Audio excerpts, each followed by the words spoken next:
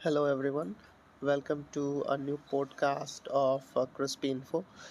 आज के इस ऑडियो पॉडकास्ट में हम बात करेंगे इज़राइल और ईरान के बीच जो टेंशन हो रहा है और उससे एक वॉर लाइक सिचुएशन जो है वो मिडिल ईस्ट में बना हुआ है उसके ऊपर।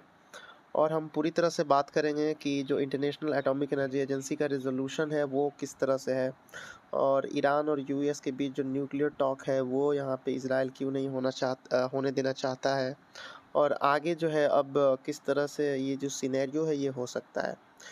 सो स्टार्ट करते हैं इस पॉडकास्ट को। एक सीबीएस रिपोर्ट ने ये स्टेट किया कि इज़राइल जो है पूरी तरह से प्रिपेयर्ड है एक मिलिट्री या फिर आर्म्ड एक्शन लेने के लिए ईरान के ऊपर, और इसने लिया भी। इज़राइल ने अटैक किया है ईरान के अंदर तेहरान में, उसके न्यूक्लियर साइट्स को यहाँ पे ध्वस्त करने की कोशिश की गई है। और इससे पहले यूनाइटेड स्टेट ने यहाँ पे ट्रैवल एडवाइजरी भी जारी किया था अपने जितने भी सोल्जर्स हैं जो इराक, इज़राइल और इस रीजन में तैनात हैं, क्योंकि ये जो टेंशन है अब काफ़ी बढ़ चुका है। तो ये जो सारी चीज़ें हो रही हैं ये तब हो रही हैं जब यूएस प्रेसिडेंट डोनाल्ड ट्रंप ने यहाँ पे अर्ज किया था इज़राइल के प्राइम मिनिस्टर नेतन्याहू को कि आप गाज़ा वार को बंद करें और ईरान को प्रोवोक करना बंद करें। लेकिन अब जो है ये एक डर का माहौल बना हुआ है और एक ब्रॉडर रीजनल कॉन्फ्लिक्ट जो उस एरिया में मिडिल ईस्ट में खासकर ये बन के उभरा है। तो इस पॉडकास्ट में हम बात करेंगे कि ये जो ट्रिगर है वो किस तरह से हुआ, इज़राइल किस चीज़ का यहाँ पे अपोजिशन कर रहा है, किस चीज़ का विरोध कर रहा है, और इंटरनेशनल एटॉमिक एनर्जी एजेंसी का रिजोल्यूशन क्या है इसके ऊपर। तो इज़राइल जो है वो बहुत ही लंबे अरसे से यहाँ पे ईरान यूएस न्यूक्लियर टॉक का विरोध करते आ रहा है और ये उम्मीद करता है इज़राइल कि ईरान का जो न्यूक्लियर साइट है उसको हम मिलिट्री एक्शन से ही डील करेंगे। किसी तरह का यहाँ पे एग्रीमेंट नहीं होने देना चाहता है between United state of America and Iran के बीच। और इस बार ये जो कंसर्न है ये काफ़ी ज़्यादा हाइटेंड हो गया, क्योंकि इंटरनेशनल एटॉमिक एनर्जी एजेंसी के बोर्ड ऑफ गवर्नर्स की जो मीटिंग हुई उसमें रिजोल्यूशन ये आया कि ईरान जो है वो अपने न्यूक्लियर ऑब्लिगेशंस के लिए नॉन कॉम्प्लायंट है, वो किसी तरह का यहाँ पे कोई कॉम्प्लायंस फॉलो नहीं कर रहा है। और 20 साल में ये पहली बार हुआ कि इंटरनेशनल एटॉमिक एनर्जी एजेंसी ने अपने फाइंडिंग्स में ये बात की कि जो ईरान है वो सीक्रेट न्यूक्लियर एक्टिविटी को प्रमोट कर रहा है अपने 3 साइट पे।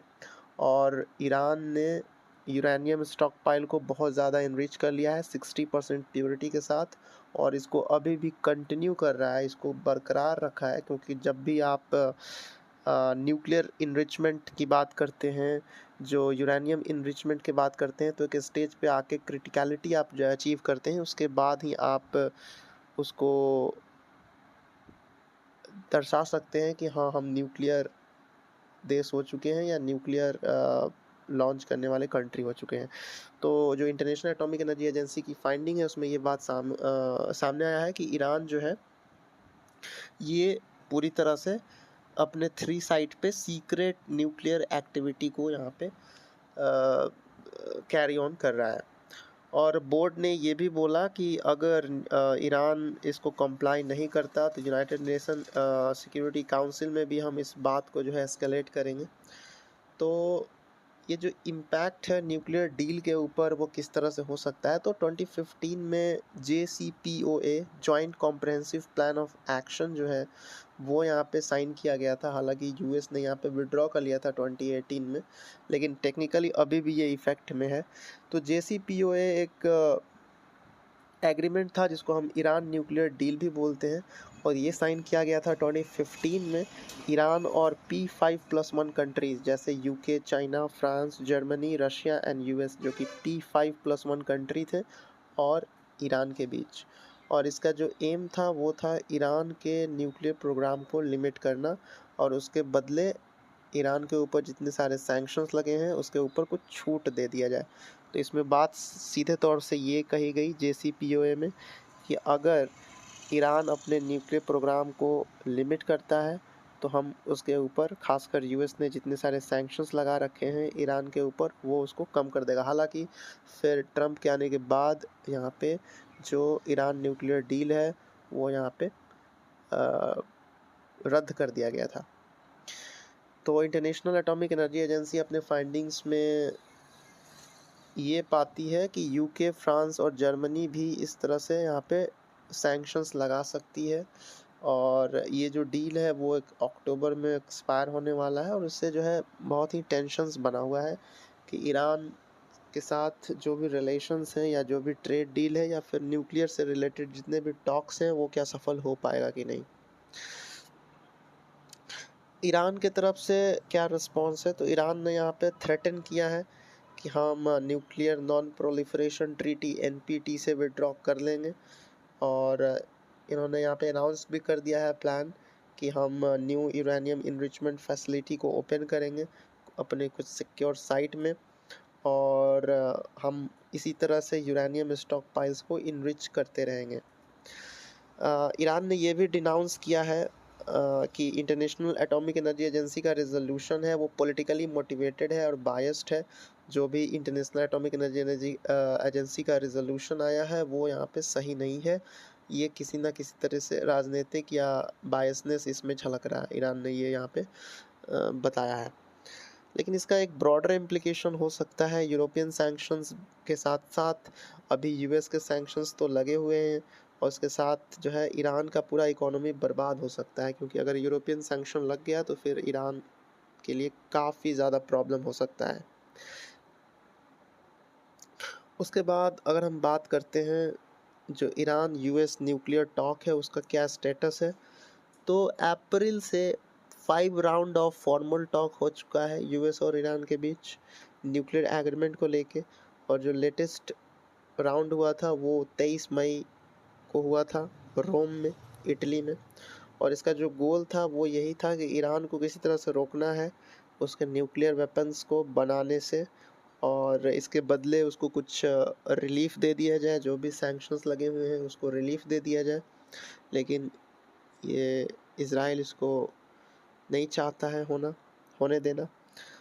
तो जो पॉइंट ऑफ कंटेंशन है, जो मूलभूत हम बोल सकते हैं कि किस बात को लेके यहाँ पे प्रॉब्लम है, जो डिस्प्यूट है, तो ये जो डिस्प्यूट है वो ईरान के न्यूक्लियर एनर्जी से लेके नहीं है, क्योंकि यूएस ऑलरेडी एक्सेप्ट करता है कि ईरान के पास न्यूक्लियर एनर्जी है, लेकिन यूरेनियम इनरिचमेंट के ऊपर लेके है। यूएस ये बात को लेकर डरता है कि अगर हम यूरेनियम को इनरिच करने दे देंगे even for the civilian use, लेकिन उससे प्रॉब्लम हो सकता है कि 90% यूरेनियम अगर इनरिच कर लिया ईरान, तो फिर वेपन ग्रेड का यहाँ पे दर्जा मिल सकता है, और फिर ईरान एक पूरी तरह से मिलिट्री यूज़ कर सकता है, न्यूक्लियर स्टेट जो है वो डिक्लेयर कर सकता है अपने आप को। तो यूएस का क्या प्रपोजल है और ईरान क्या किस बात को लेकर रिजेक्ट करता है उसके बाद में हम देखेंगे। तो यूएस ने यहाँ पे ऑफ़र किया कि ईरान को टेम्पररली जो है यूरेनियम इनरिच करने दिया जाए, जिसके बाद जो है कंजोर्टियम जो है वो साइन किया जाएगा अरब स्टेट और यूएस के बीच, और कि हम सप्लाई करेंगे ईरान को न्यूक्लियर फ्यूल। लेकिन ईरान ने इसको रिजेक्ट कर दिया, इस प्लान को। सुप्रीम लीडर जो खमनी हैं और फॉरेन मिनिस्टर अरागची हैं, उन्होंने बोला कि सॉवरेन इनरिचमेंट राइट हमें चाहिए, और जो भी लीडर्स हैं ईरान, उन्होंने बोला कि कंट्री जो है वो transparency and confidence building measures तो कर ही रही है, लेकिन अपने टेरिटोरियल सॉवरेनिटी को हम कॉम्प्रोमाइज़ नहीं होने देंगे। तो ईरान अभी भी इस बात को लेके अड़ा हुआ है कि हमारा जो इनरिचमेंट है यूरेनियम्स को लेके वो सॉवरेनिटी को देखते हुए है, और इस बात से प्रेसिडेंट ट्रंप खफा हैं। उन्होंने बोला कि ईरान का ये जो डिमांड है वो अनएक्सेप्टेबल है, इसको हम बर्दाश्त नहीं कर सकते। तो अरब स्टेट जो है उन्होंने यहाँ पे सपोर्ट किया है ये जो नेगोशिएशन हो रहा है यूएस और ईरान के बीच, क्योंकि शांति के लिए, रीजनल स्टेबिलिटी एंड पीस के लिए बहुत ही इम्पॉर्टेंट है ईरान एंड यूएस के बीच न्यूक्लियर डील होना। लेकिन इज़राइल जो है ये स्ट्रांगली अपोज करता है इस तरह के जितने भी एग्रीमेंट हो, अगर यूएस और ईरान के बीच चल रहे हैं तो इज़राइल उसको नहीं चाहता है होने देना। और पीएम नेतन्याहू ने यहाँ पे बोला कि अगर इस तरह का डील होगा तो हम ईरान के न्यूक्लियर इंफ्रास्ट्रक्चर को डिसमेंटल कर देंगे, नेस्तनाबूद कर देंगे, तबाह कर देंगे। और तेल अवीव, इज़राइल इसको देखता है इस एग्रीमेंट को कि एक सिक्योरिटी थ्रेट है हमारे लिए। तो आगे हम क्या बोल सकते हैं ईरान यूएस न्यूक्लियर टॉक को लेके, और मिडिल ईस्ट स्टेबिलिटी के लेके हम क्या बोल सकते हैं? तो इसराइल का यहाँ पे लिमिटेड रोल है, क्योंकि इसराइल कोई एक पार्टी नहीं है ईरान यूएस न्यूक्लियर डील में, ना ही उसके पास कोई ऑफिशियल दर्जा है, स्टेटस है इस बात के अंदर घुसने का। हालांकि ये जो जितने सारे कॉवर्ट एक्शंस किए जा रहे हैं ईरान के अगेंस्ट, इससे यहाँ पे जो रीजनल स्टेबिलिटी है वो यहाँ पे पूरी तरह से डीस्टेबलाइज हुआ है, और ये जो नेगोशिएशंस या एग्रीमेंट होने जैसा माहौल बन रहा है यूएस और ईरान के बीच, ये नहीं हो पा रहा है, इस तरह का इन्वायरमेंट नहीं हो पा रहा है। अगर हम बात करें कि क्या कंसिक्वेंस होगा, सपोज इस तरह की डील ना हो और ईरान जो है नॉन प्रोलिफरेशन ट्रीटी, जो न्यूक्लियर नॉन प्रोलिफरेशन ट्रीटी है, उसे विड्रॉ कर ले, तो डेफिनेटली जो न्यूक्लियर नेगोशिएशन है वो कोलैप्स कर जाएगा, क्योंकि US nuclear proliferation prevention act 1978 के अंडर में वाशिंगटन जो है वो लीगली रुक जाएगा इस तरह का किसी भी तरह का कंसेशन देने के लिए ईरान से। तो ये जो है एक ऐसा समय आ जाएगा जब डिप्लोमेटिक प्रोसेस जो है वो यहाँ पे निराधार बन जाएगा, कोई मतलब ही नहीं रहेगा कि इस तरह से डिप्लोमेसी हो। तो एक टिकिंग क्लॉक जैसा है ये, एक बहुत ही फ्रेजाइल बैलेंस बना के चलना पड़ेगा।